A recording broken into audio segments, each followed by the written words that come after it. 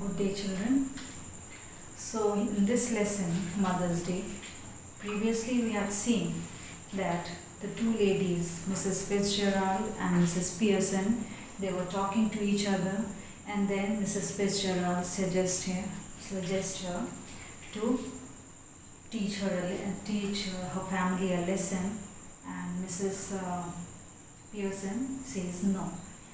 But Mrs. Gerald says, "Okay, I'll do it," and then doing some magic words, saying some magic words, the spirit of both the ladies change. So here in this part, we will see Mrs. Pearson with the spirit of Mrs. Gerald in her. So when it was time for the doctor to come in, Mrs. Gerald, the body of Mrs. Gerald goes away. Means with the body of Mrs. Gerald and the spirit of Mrs. Pearson. Now only the body of Mrs. Pearson and the spirit of Mrs. Fitzgerald is left over there. So what happens here?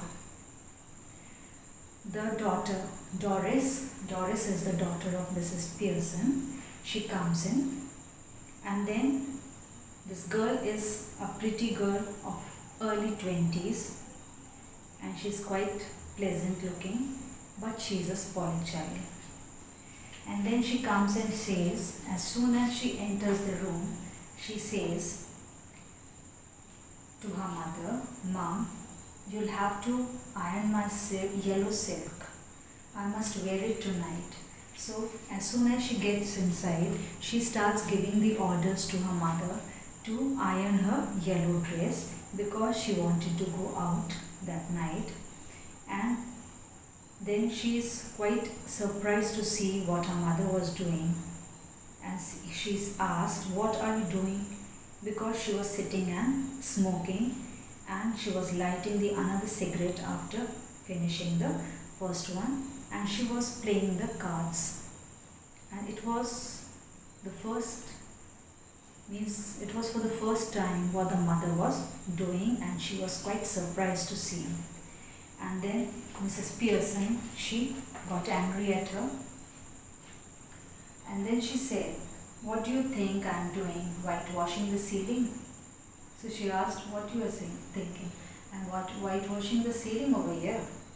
So the daughter, she was very much surprised, she was shocked, and he said, "But you are smoking." "That's right, dear, no law against it, is there?" So she said, "There is no rule, there is no law against. Means I'm smoking. But I thought you didn't smoke." "Then you thought wrong," the girl said. "I thought you never smoke." So she said to her that you were wrong in your thinking. Then, "Are we having tea in the kitchen?" Then she asked, "Shall we have tea in the kitchen?" So mother said, "Wherever you like." So the daughter said, "Do you mean it isn't ready? So the tea is not ready, you mean to say that?" So she said, "Yours isn't. Means your tea is not ready. I had it and I drank my tea and might go out later and get a square meal at Clarendon." And he said, "After this I'll go out and have my meals outside." So Doris, "Who might?" She said, "Who?" She said, "I might go." Because Mrs. Pearson, when she was in her spirit only, means when she was in her own, she was quite humble. She worked for the family. But here with the spirit of Fitzgerald, everything was upside down. Means all the back chat was going on. Whatever the children were saying, whatever the daughter was saying, the other answer was coming back. So the girl was very much surprised what had happened to her mother. She said, "What's the matter with you?" So the mother said, "You don't be silly." So the daughter said, "Silly? I'm not silly. You're silly." And she said, "The whole day I have been working and you can't even prepare tea for me. Did you hear what I said about my yellow silk? And do you know what I said? You should iron my silk dress." So she said, "I don't want to do it. You do it and I'll never do it." So the daughter said, "Why? I'm going to wear it tonight and I want it to be ironed. So the mother said, what it ironed? What do you think it's going to do? Iron itself. So you iron it. So you are not going to iron it for me. So she asked her mother, so you are not going to do it for me? So mother said, well, this time I don't. And don't talk rubbish to me about working hard. I have a good idea how much you do. Doris, I put in twice the hours you do and get no wages, no thanks for it. Why are you going to wear your yellow silk? Where are you going? And the mother said, Ki don't talk about the working hours. I work in the house twice than you all, but I don't get any wages. Nobody is thankful to me. Nobody is working for me, and nobody is grateful to me. So then she said, yellow silk, why you want to do that? Why you want to wear it? Where are you going? So she said, I want to go with Charlie Spence. So she said, why? So she said, why? The Charlie Spence was her boyfriend and she wanted to go with him. And before, she never had any objections. She said, go on, you might as well tell me. So you never said like this to me. Mrs. Pearson, the mother said, can't you find anybody better than him? This Charlie Spence has got buck teeth and half-witted, means he is a little bit off, and then his teeth, they are big, they are coming out. Doris, he isn't. So she said, no, he is not like that. So Mrs. Pearson said, when I was of your age, I found somebody better than Charlie, or given myself up as a bad job.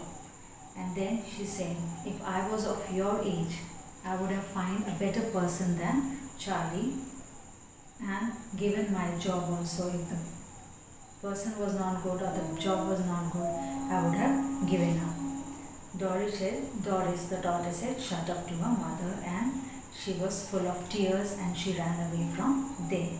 And after that, the little while, Cyril, he comes in. Now Cyril is the son of Mrs. Pearson. And he said, Mom, as he got inside, he said, Mom, tea is ready. So the mother said, no. So he asked, why not? I couldn't bother. She said, I'm not bothered to make tea for you. So his color was off. He was quite surprised to see what has happened to the mother. So she said, I never felt better in my life.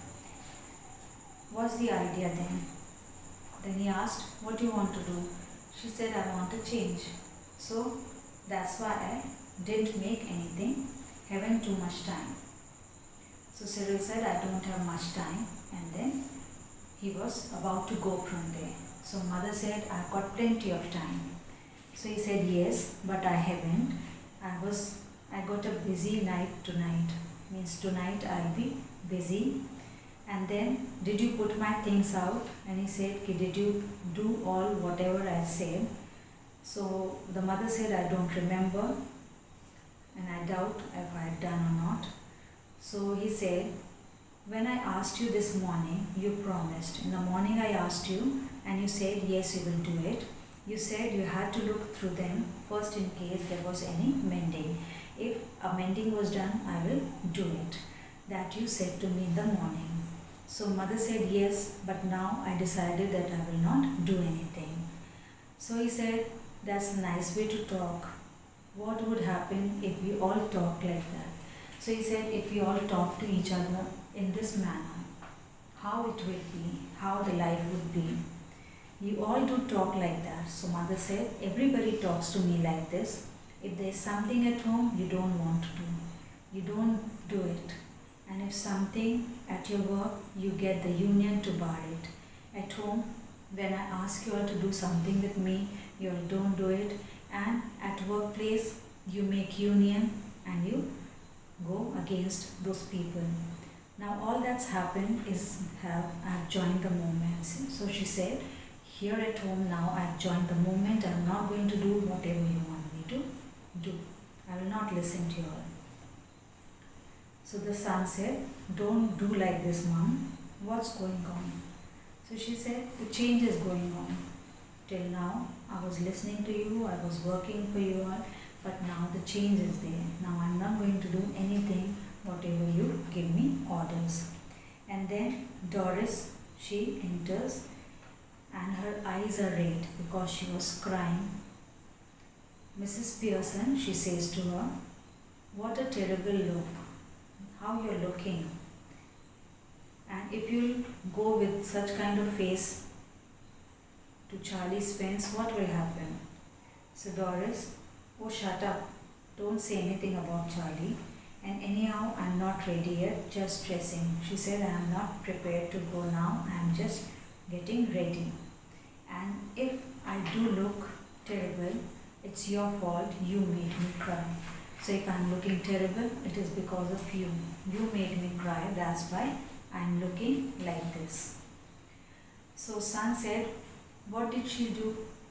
He asked his sister, what happened? So Doris said, never you mind, you don't worry about me. So mother said, have we now stout left? I can't remember. So now she was going towards the kitchen and she asked, is there any drink over there? So Cyril said, bottle or two I think, but I don't want stout now. So the son said, I don't want the drink now. So mother said, I do, means I want it. Cyril, for what? So mother said, to drink. I want to drink, that's why I want it. Now both Cyril and Doris, they were quite surprised. What is going on? The mother never used to drink, but now she is drinking. Doris, now both sister and brother, they are talking to each other. Has she been like that with you too? Doris is asking her brother. Did she talk to you also as she talked to me? So he said yes. She said she had not prepared the tea and she doesn't care also. Doris said, I'm glad it's both of us. I thought it had been something wrong. So Doris said, it's good that she said to both of us. She was angry with both of us. She was cold with both of us. And I was thinking that she was wrong with me only. So did I, but it's her of course. And then both are talking that she was smoking, playing cards when I came in, and I couldn't believe her and believe my eyes. And then Cyril said that I was feeling off color when she was talking to me like that way. And then she said she made me cry also. And then Cyril said that I haven't noticed her like this before. And the sister said that she could have hit her head on something, or something must have happened to her, something fell on her head, or she might have became insane or something because she's acting that way as she had never acted. She's acting like Bami, and altogether her behavior was different, and these children did not know what was going on, and they said to each other, let dad come and see what's going on. So the brother said that I'll be out the whole night and 2 front dress circles for the first house. And he said, for the first time I'll be out of the house. So that's all for today, children. We'll do the rest in the next class. So good day and good luck.